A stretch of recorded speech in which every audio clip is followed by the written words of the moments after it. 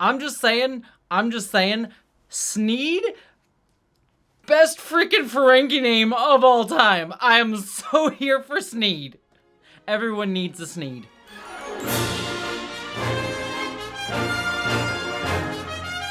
Hello, Interwebs! I am here to review the second episode of the final season of Star Trek Picard, this one titled Disengage, or Disengage. No, nope, I'm taking that back. It's not how that, it's called Disengage. Anyways, that being said, I'll stay spoiler-free up front, we'll get into spoilers and go through the episode in just a minute. But staying spoiler-free up front, this was another strong episode after the premiere. I think the biggest thing with this episode is that it all hinges around the character that we met at the end of last episode who said he's Beverly Crusher's daughter. And without spoiling where that goes in this episode, it does go into very close to jump the shark territory with this plot point, with this character that we've never met before, who's the child of a character from Legacy 1 that we've known for a really long time. Like, that could easily be a very forced plot point if not done well and that needle is not threaded well. And I think, for me, that needle is threaded very, very well. There are certain moments between the characters, particularly on the part of Beverly Crusher, Gates McFadden, and Patrick Stewart, where those actors really sell where they need to sell this storyline, and it makes it work. It's walking that tightrope of this going a little bit into jump the shark territory, but I think it walks it with aplomb, and I was really enjoying it. That also being said, I think there's some really great nuanced storytelling here, where I'm really loving the character of Shaw. He's an absolute asshole, but he is a really fun asshole to watch, and he's very much playing that sort of like Jellicoe, Captain Jellicoe part, where it's like, you see he's an asshole, you don't really like him or agree with him, but you can see his point of view, and I love that he's not particularly strawmanned in the show. Yes, he's a dick, but you see where he's coming from, and you see the choices that he has to make in this situation that he's wrestling with that we disagree with, but I like that we can understand that point of view, and I thought that that is such a great back and forth with his character to go with that I really, really enjoyed. So I'm actually really enjoying Shaw as a character, even though he's a giant dick. But I also love the wrestling that we get with Patrick Stewart. He's doing a really great job just selling all the stuff that we need to see. And also the character of Jack Crusher, the character I was talking about before, he's very much got that Robin Hood energy to him, like the thief with a heart of gold, that I'm really loving the actor's energy. I haven't encountered this actor before. Apparently he's been in a few different things, but he is really fun to watch, and you really like get that sort of like Robin Hoodian swagger from him that I really enjoy. So he's selling it well. It's all going well there. The one storyline that I was a little bit more not disliking, I was enjoying it fine, but a little feeling less invested in, was Raffy's storyline. We do have Raffy here, and she is very much divorced from the rest of the proceedings, kind of doing her own investigation, though she does meet Sneed, who we'll talk about later on. But she just feels very separate. And so I'm not as invested in her storyline as I feel I could be, though there are some really strong character beats for her that, again, are building off some stuff from Season 1 that I feel was abandoned in Season 2, and I'm liking it coming back up here and playing a point overall. So while her storyline is a bit more disengaged from me feeling emotions, and no pun intended there, I guess, I am getting more invested with her. And then a thing that happens at the end of her storyline, I'm like, okay, now I'm here for whatever goes on with Raffy. So I'm excited for that. But to talk about it, I need to get into spoilers. So if you have not seen the episode yet, here's where you jump ship. Here's where you disengage, and we can talk about the episode.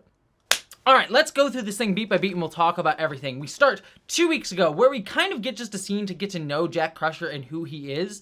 Again, I love that he has this sort of like Robin Hood swagger, where you can tell that he's trying to do the right thing. Like, he's there to try to give medicine to people who need it, but he's also willing to like bribe people. He's willing to like use Romulan ale to sort of sell people on stuff, and he has like a very clever, it's like, no, I wouldn't bribe you, but I'd bribe you with these. Like, he is very well written and very fun to see, and he's sort of that like Han Solo scoundrel with a charm and actual heart of gold to him. But then we cut back to the present day, where we see him sort of in the middle of everything dealing with Picard and Riker.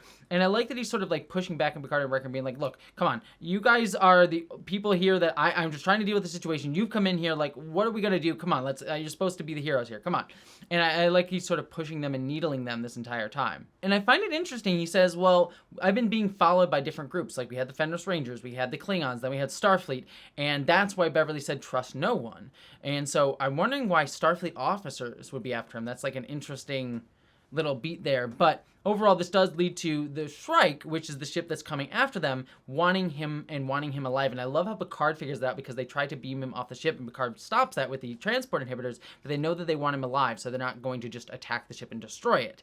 So there's a value in Jack Crusher's life for some reason, and they want to capture him. So some interesting setup with the mystery around why people would want Jack. Then we come back over to the Titan, and I just have to say, I know they don't really have names yet, but there's those background crew members of the Titan, and there's a bald Vulcan girl, and I'm like, I want to know her story. She looks cool. I'm very here for bald Vulcan gal. But Seven's sort of leading the charge, but then Shaw comes in and kind of calls her out and says, look, you let Picard and Riker go and do whatever they want to do, and my job here is to protect my crew. I cannot go up against the Shrike because they have all these weapons, and they could kill us all for 2 people.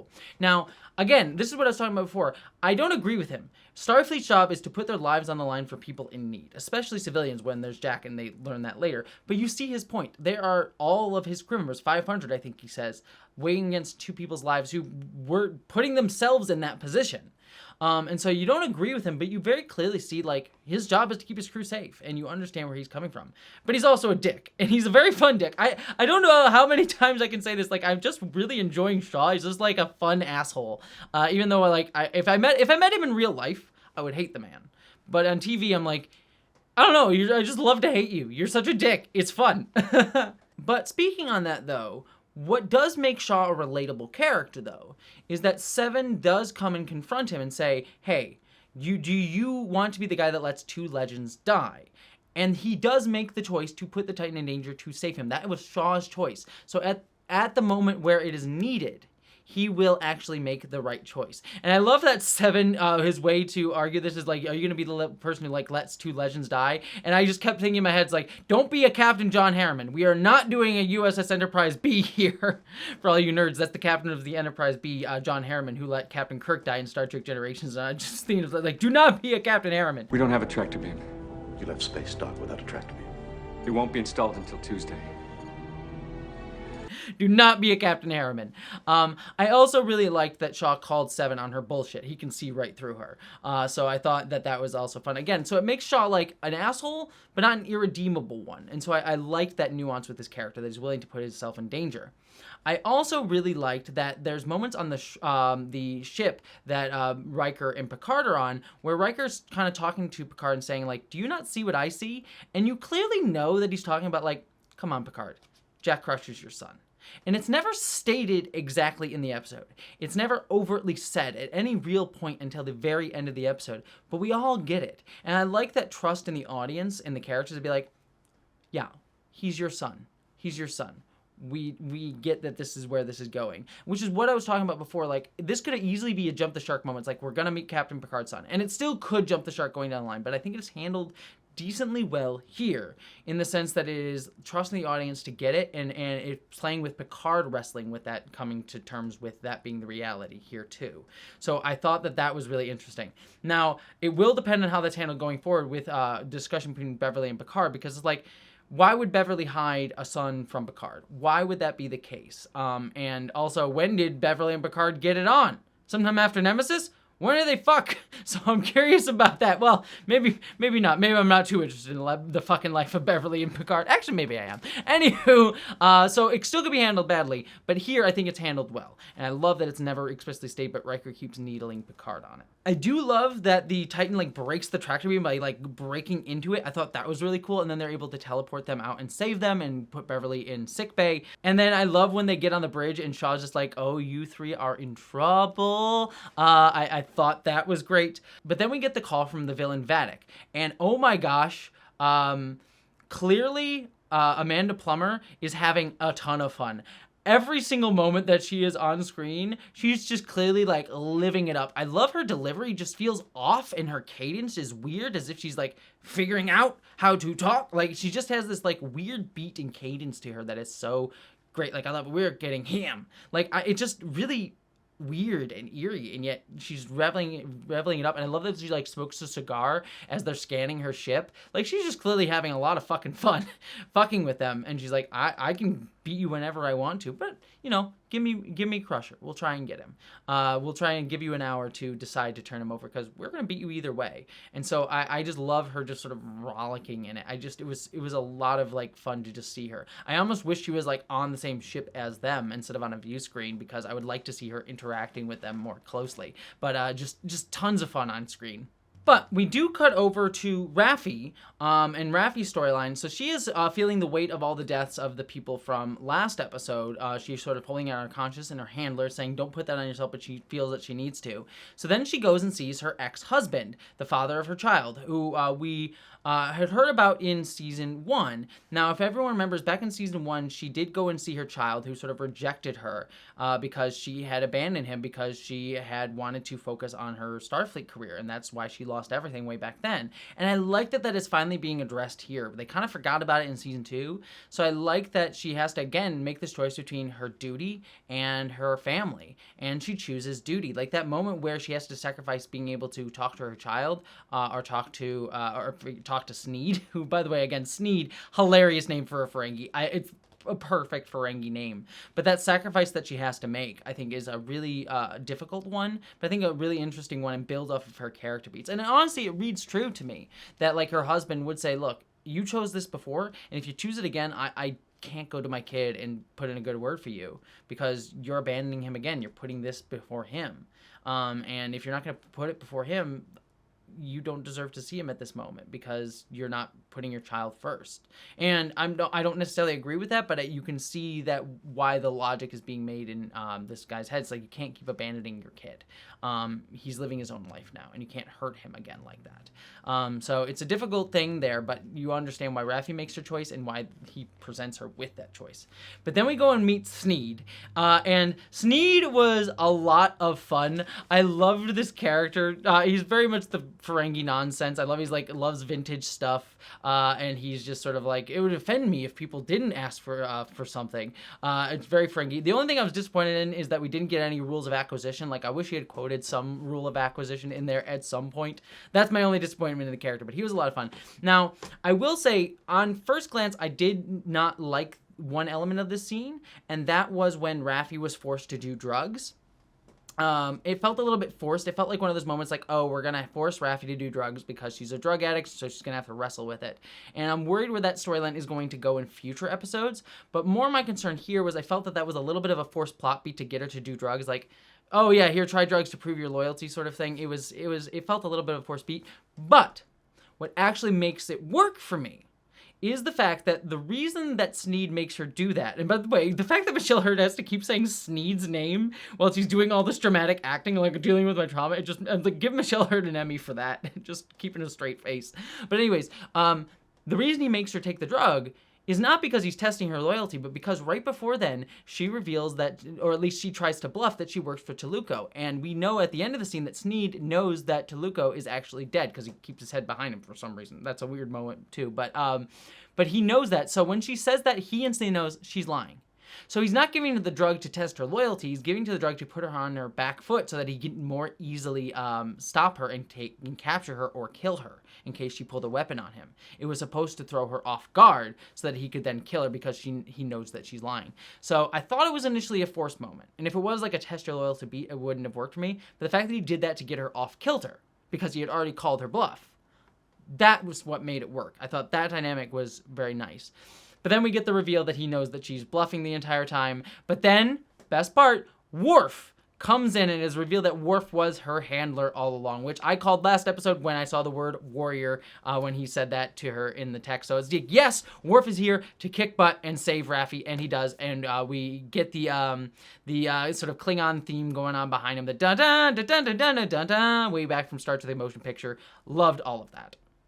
But back on the Titan, we do have Shaw confronting them with the fact that Crusher is a con man. And again, you can see where he's coming from. He's like, I have to defend my crew. This is a con man. We are outgunned. I wouldn't give him over, without the threat of force, but like to protect my crew, maybe we should give him over if there is a rightful bounty on his head and he is, have done bad things.